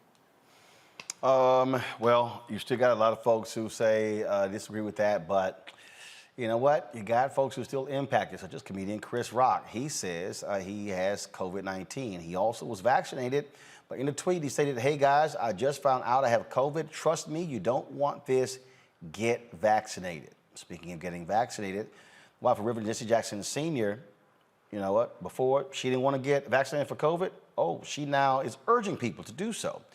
After she was diagnosed with a severe case of COVID, she, of course, is out of the hospital. Reverend Jackson, he still is at a rehab facility undergoing treatment for his Parkinson's disease and his issue as well. So it's always, again, she was, now, here's what's interesting. Before they said that Jacqueline Jackson didn't get the vaccine shot because of a pre-existing condition, but now she's endorsing it. Sounded to me like she's actually didn't want to take the vaccine, but she'll believe it now. Yeah, I find it very interesting to hear about that as well, because I was wondering, and I'm wondering now, she's still telling people to get it, but still won't do it herself because it's more of a public relations thing. I don't know if she said she's going to get it once she recuperates. I mean, I definitely hope that she does. But it's like they say, when this stuff hits you in the face, all of a sudden, everything changes. And I'm just fortunate, I'm just grateful that neither she nor Reverend Jackson were on their deathbed talking about, you know, can I get the vaccine? I mean, she has an opportunity now to heal, and I hope that she continues to be a strong voice for these vaccinations, because quite honestly, a lot of people are going to listen to her, probably more so than they will him. Look, I'm telling y'all right now, y'all can play around as all y'all want to. Go ahead. I ain't trying to play around with COVID, but, you know, and so it goes. All right, folks, 2 former California police officers were headed to court for beating a black teen. Michael Stiles and Omar Villapueda are facing felony assault by a public officer and assault with force likely to cause great bodily harm charges after the brutal beating of Devin Carter during a December 30th, 2020 traffic stop. Now, here's the deal, folks. Watch this video. Boy, it's crazy. Take your seatbelt off. Take your fucking seatbelt off. Okay. I'm down. I'm not mother. I'm not resisting. Ow. Get off. I'm not resisting. I'm not resisting. Yeah, you are. Give him your hand. Give him your hand. Give him your fucking hand. Give him your hand. Give me your fucking hand. Give him your hand. Fucking hand. Ow. Give him your hand! Here. I'm on it. I'm done. I got one. Give him your other hand! Ow! Give him your hand! Give him your hand! Your fucking hand, asshole! There. Ow! Yank it. Ow! Yank it.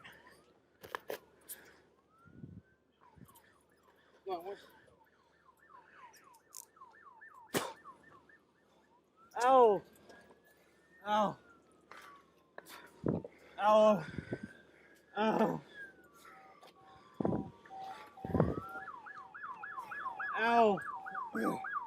Double off. I'll throw him in the car. Stand up. Huh? They're on the tight. Yank it. Ow. Stand up. Okay, I'm done.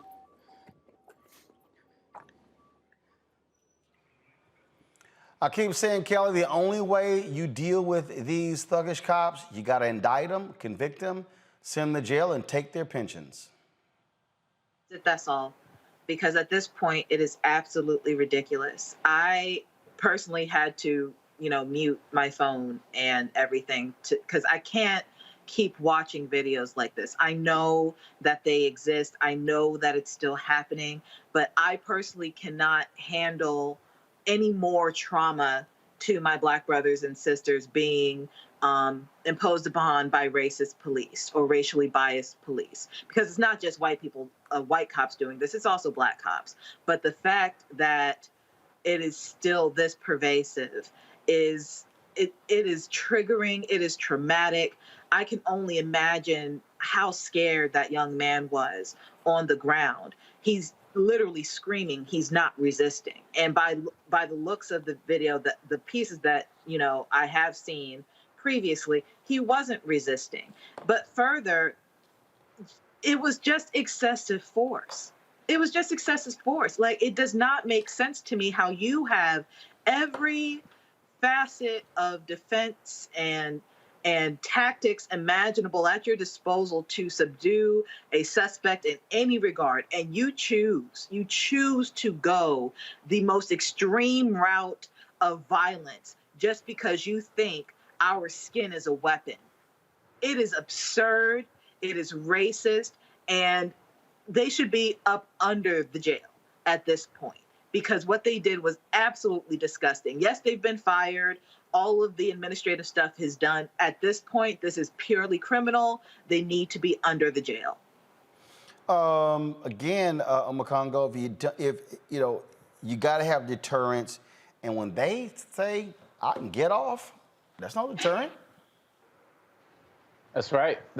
And this is yet another reminder of why we need the George Floyd Police Reform Act. It's another reason that we need to understand that as part of that is a database of officers who do things like this. So when they do get fired, they can't just go down the road and do this again.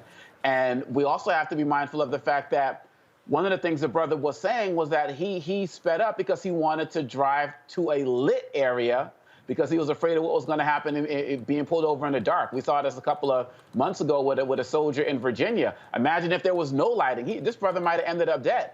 So we see these situations where officers will make the situation worse by running up and say, oh, you're resisting, and then knock them out, or just try to pull people over in the dark. And they put us in positions where they feel like they are forced to do what they're doing, where they're just looking for a reason to beat us down.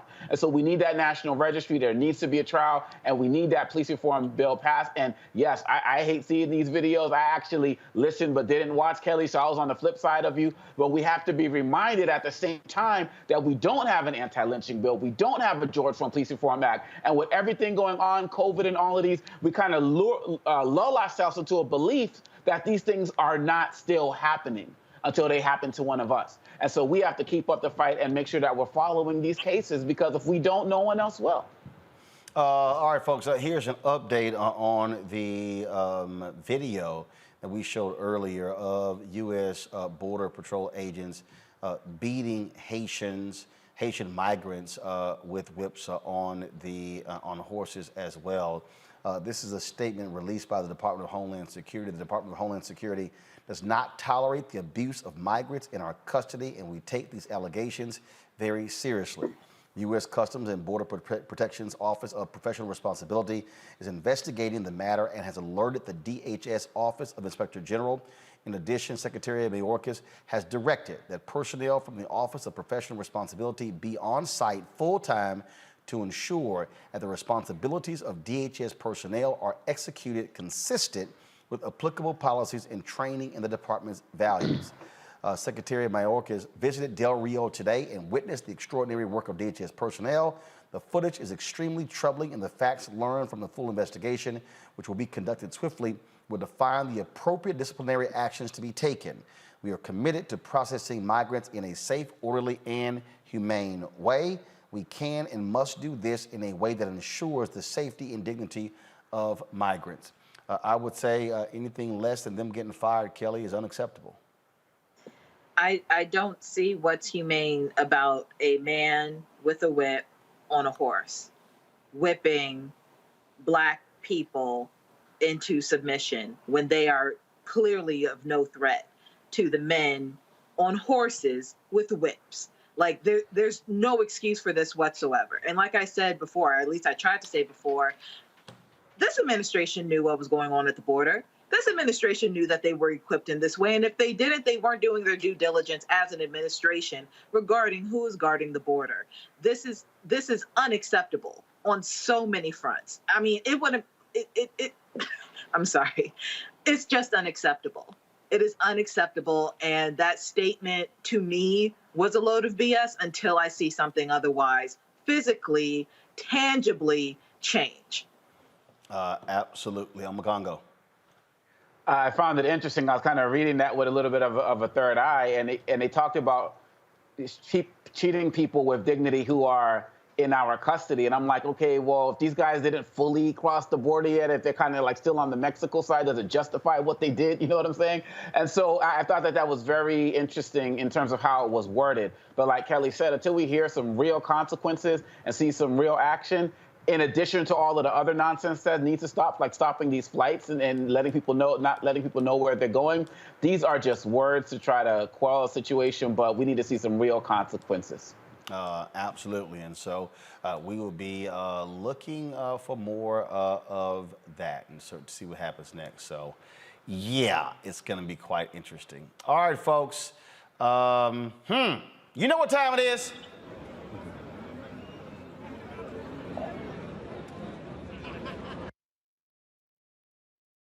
No charcoal grills are allowed. I'm white. I got you, girl. Yeah, illegally selling water without a permit on my property. Whoa! Hey! You don't live here. I'm uncomfortable.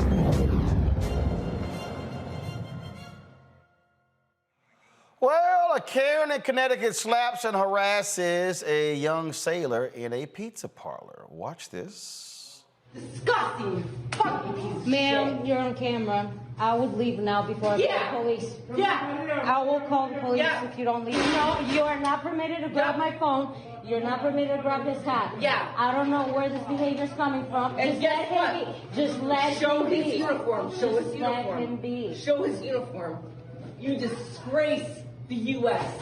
You disgrace the USA. You fucking piece of shit. You put me on it. You put me on. You put me on freaking. Put me on. Put me on. Hey Williams, can Put me on. Can you give me Chief's number? What's Chief? Chief That's not a Chief uniform. You piece of fucking shit. Chief Powers. Well, Lori Desjardins turned herself in after the video of her discrediting Sean Myrtle Jr.'s status in the Navy and slapping him went viral. She's facing third-degree assault and second-degree of breach of the peace. Sean remained calm during the outrageous encounter. See, here's the deal, and this is what we got to confront this, Omakongo. See, we have to be the ones who remain calm when they act a fool. I'm just telling you right now, you put your hands on me, in that case, you actually can get popped right back, and it's self-defense. The problem is, and I talked about this. I've talked about this when I remember the football video game. It was a Pittsburgh game. That here's the other problem: when you do respond, you might get countersued. They might try to arrest you. Now you're dealing with this whole legal battle, and so you're sort of stuck in this conundrum. But these folks are just out of their damn minds. Completely out of their minds. Man, I don't understand. I mean, I understand how he was able to maintain his composure, but it seems like going off of what you're saying, because, police show up and let's say he does respond, physically, they're going to come for him first, period, bottom line, right? And so we have to understand that. And so we do have that legal recourse, but I'm thankful for social media, thankful for these cameras, because that's our recourse, Roland. Yeah, it's going to be extra time, filing these lawsuits and all of these other types of things. Luckily, she got fired from her job as well, but that was because we were doing the work. And when I say we, I'm talking about everybody out there who knows that this is unacceptable. And there's going to be some situations where we're not going to be able to keep calm because ultimately the system is still going to be stacked against us in some way, shape, or form. But we deserve better than this. And isn't there also extra charges that there could be for attacking somebody who's a member of the military as well? And to be quite honest, this is kind of connected to the Hoffmeyer thing, man. You just see it at every level. They're trying to come for us, whether it's our hair, whether it's a uniform, whatever it is. And enough is enough. It's enough. I agree. Kelly? Absolutely. To me, when I first saw this, it was very reminiscent to me of how soldiers would come home from war, World War I, even Vietnam War, and still be discriminated against under Jim Crow laws and the like. Like, she felt in her heart of hearts like she just knew this man wasn't a real soldier because he was a man of color, because he was Black or whatever ethnicity he is. And the fact that she felt so emboldened to assault someone, a soldier no less, because she thought he wasn't a soldier, shows me that it does not matter whether you're in uniform, whether you've served your country or not. Your skin is viewed as a threat. Your skin is viewed as a weapon. And that is what needs to stop here. It is a culture of white supremacy and arrogance and, frankly, stupidity that creates the caucasity that this Karen possessed to actually, have the unmitigated gall to reach out and touch somebody offensively to the point, it does not make sense to me. It's absurd. I keep saying, these folks gonna end up getting their ass whooped, and then they're gonna, oh my God, I got beat. Don't put your hands on people. Don't put your hands on people. All right, folks, some sad news, and that is this here.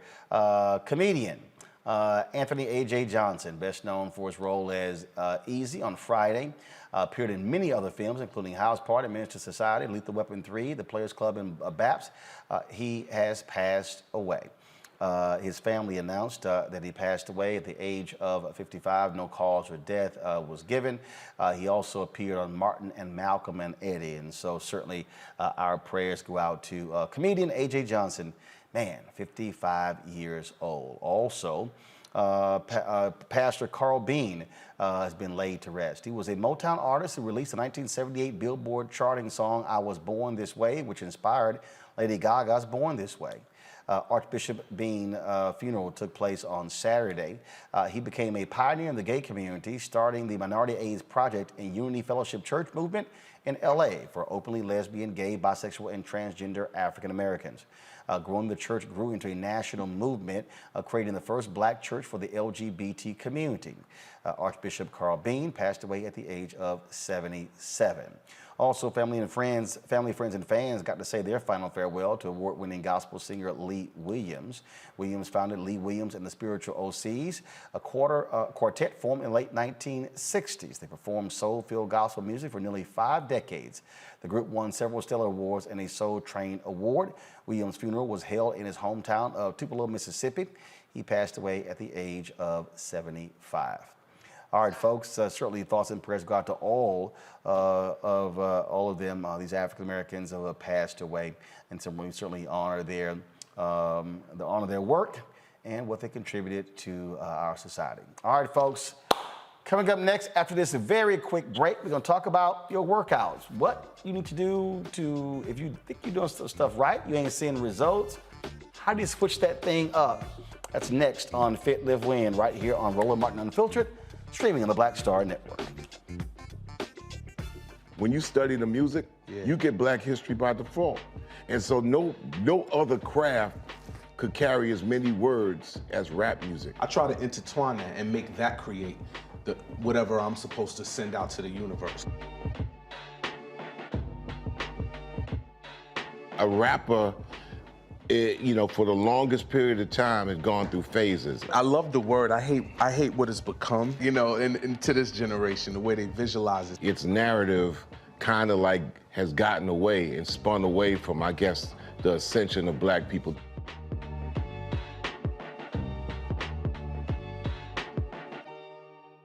Hi, everybody. This is Jonathan Nelson. Hi, this is Cheryl Lee Ralph, and you are watching Roland Martin, Unfiltered.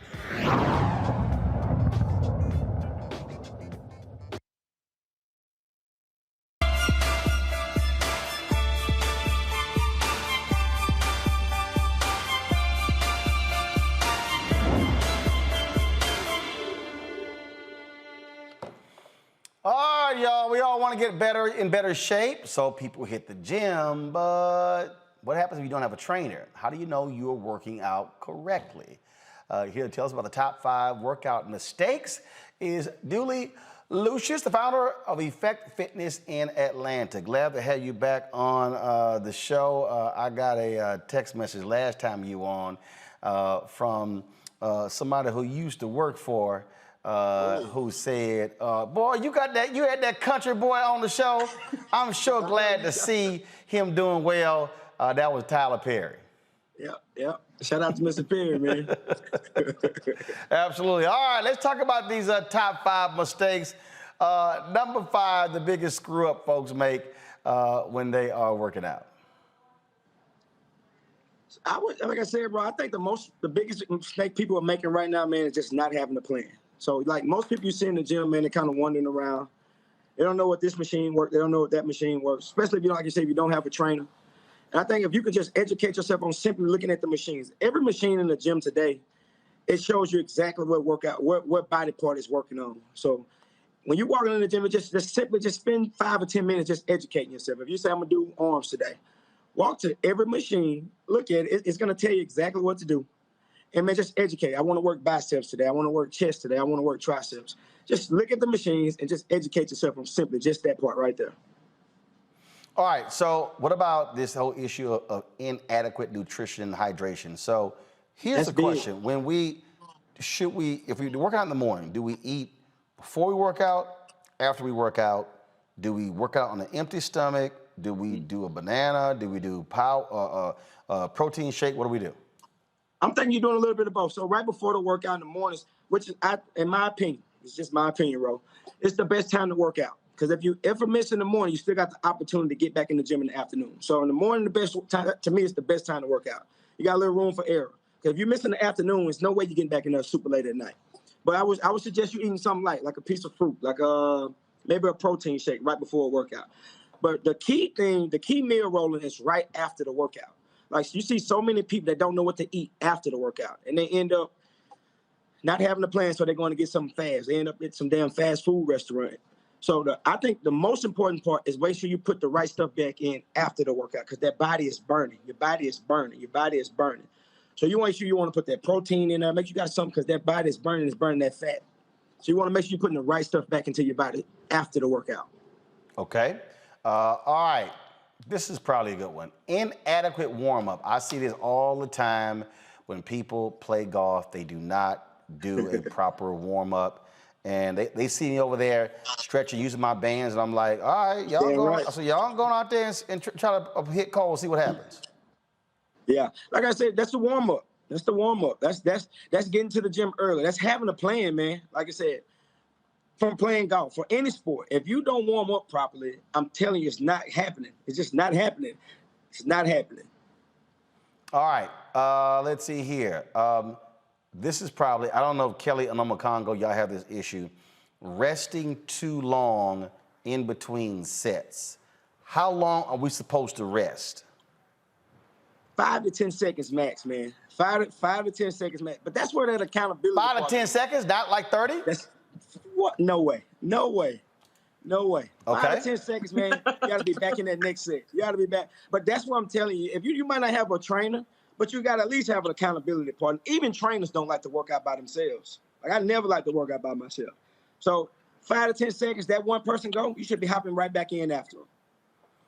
Okay, all right, let's see here. All right, no flexibility training. Explain that. That's just the same way you talking about warming up properly. Most people, like I said, have no clue what that means. But that just means just getting warm, man. That's a proper stretch. That's a proper stretch, not only before the workout, Roland, but after, because your body is super tight after that workout. That's one of the most key times to stretch is right after your workout. Make sure you don't just get in your car and ride 20, 30 minutes back to your destination. Now you're like, oh, my whole body's locked up on me. All right. Kelly Congo, y'all got any questions? Anything y'all been doing wrong you need some help with? When I'm in the gym, I'm actually pretty good at it. But what about for those who don't have the gym membership, who still want to work out? What tips do you have for them who are just getting started? A lot of my friends, myself included, we canceled our gym memberships because of COVID. So the working out and stuff has been increasingly difficult, even more than it was when I was going in the gym, because now I'm afraid to go in the gym because I'm just like, ew, COVID, you know? Yeah. So how do you, any tips for like inside the house, or, because now it's getting colder, so you can't do the outdoor stuff as much. So any tips that you can give us, that'd be great. And back to the same thing, right? Whether you're on subscribing to some app, whether you're on YouTube, like I said, you find you somebody where you know that you can relate to, as far as we're talking about just getting that body moving. We're talking about music. We're talking about just stepping. Body weight exercises. You don't need a whole bunch of equipment anymore. Like I said, most of the people going to the gyms don't know how to use these pieces of equipment anyway. So whether we're doing high knees, whether we're doing the basic jumping jacks, the squats, there's just the sit-ups and the push-ups, you literally just start with that. You create your regimen and you just stick to that every day. You can do squats, sit-ups, push-ups, and high knees every single day. You can do that every single day. You're not going to overload on squats, sit-ups, and push-ups, because you use your legs every day, you use your arms every day, and you need to be using your stomach every day. So you'll be fine with that. Congo? So one of the questions I have is about rest, because people used to say, you know, every other day, get your workout in. Now you're seeing some of these apps, they're saying 21 days straight. Where do you see it as it relates to resting your body nowadays? It's going to be different. It's going to be different per your body. You know what I mean? Like I said, what may work for me won't work for you. And that's why it's so key to not listen to people who just say, okay, 21 straight days. Some people, ain't no way you can handle that. And then what if I feel great on the 21st day? Why would I stop? You know what I mean? So I always tell people, it's for you. It's for you. These workouts are for you. That's why you need to find out exactly what works for your body. I'm not one of these people to come tell you what worked for me and help me get in shape. I want to work with you on what you need for you and your body. All right, then. All right, Dooley, where can people find you? Effect Fitness, man, on Instagram. Same thing on Facebook. Follow us. Hit us up, man. Download our app, Effect Fitness on Demand. I promise you'll love it. You promise we gonna love it? I promise you'll love it. Right from your own living room. You ain't got to come to the gym. Well, look, Doc, we certainly appreciate it. And again, folks got to get right. You know, we've got, of course, the winter season coming up. And so I'm quite sure folks want to be straight. Don't want to get caught off guard in the season. We appreciate it. Thanks a lot. Thank you, Ro. All right, thank you very much. All right, folks, that is it for us. Let me thank Makongo and Kelly for joining us on our panel today. Folks, we're going to stay focused and connected when it comes to what's happening with the Haitian migrants in Texas. I will be pressing the White House again to get somebody on the show. Hopefully, we're going to have the Congressional Black Caucus on the show tomorrow as well. If y'all want to support what we do, be sure to join our Bring the Funk fan club. Where every dollar you get goes to support this show. Cash App, $RM Unfiltered, PayPal.me/R Martin Unfiltered, Venmo.com/RM Unfiltered. Zelle is Roland at RolandSMartin.com, Roland at RolandMartinUnfiltered.com. Don't forget to also download the Black Star Network app. That's right, folks. You can watch us right there on the app on your iPhone, your Android phone, Apple TV, Android TV, Roku, Amazon Fire TV and Fire Stick, Xbox One, plus Samsung Smart TV. So please support what we do, folks. We are at 12,000 downloads. We already passed 10,000. Our next goal is to get to 20,000. So let's make it happen. Share with others. Spread the word, folks. We got some great stuff that we're doing.